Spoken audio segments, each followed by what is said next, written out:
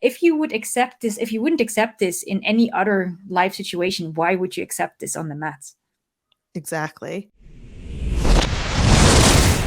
You've been having a really great conversation in regards to a female, I think it was a Muay Thai fight, where her coach was like really strongly physically manhandling her. And you said this exact same thing. I remember I had an experience with somebody kind of like kind of pat me in the stomach, and I just kind of looked at him like, you're crazy. It never happened again. But I would never allow somebody to touch me like that, even as a coach. That's not okay.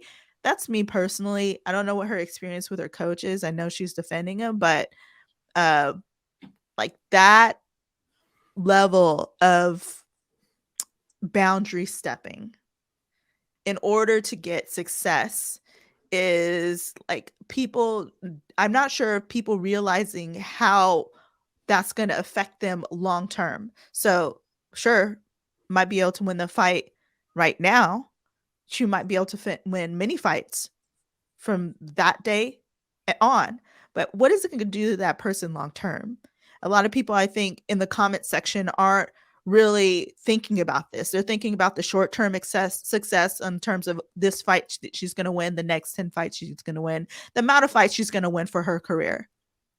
But let's look at athletes after their career is over. How many of them are on drugs? How many of them died from the injuries that they've had?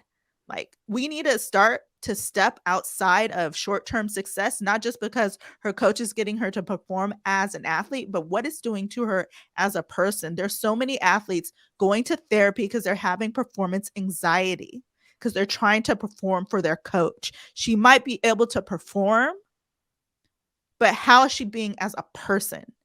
They're two different things.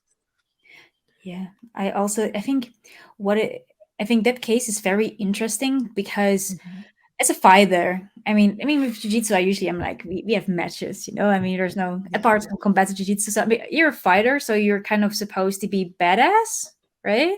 Especially also when you're at the top. So I can see that it's super hard to be like I'm get to when you admit, so to speak, that you're being abused by your coach, because it also shows that somehow you're not strong enough as a fighter to maintain boundaries.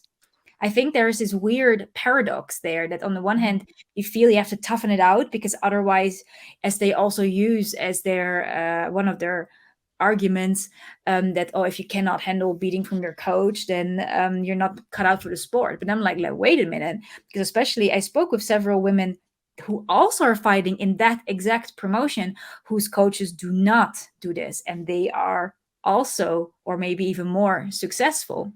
So just thinking that having to tolerate a coach that physically and mentally abuses you, it's not a prerequisite to becoming a champion. You can also become a champion without all that. And that's exactly also what you say. Like, what's the long term thing?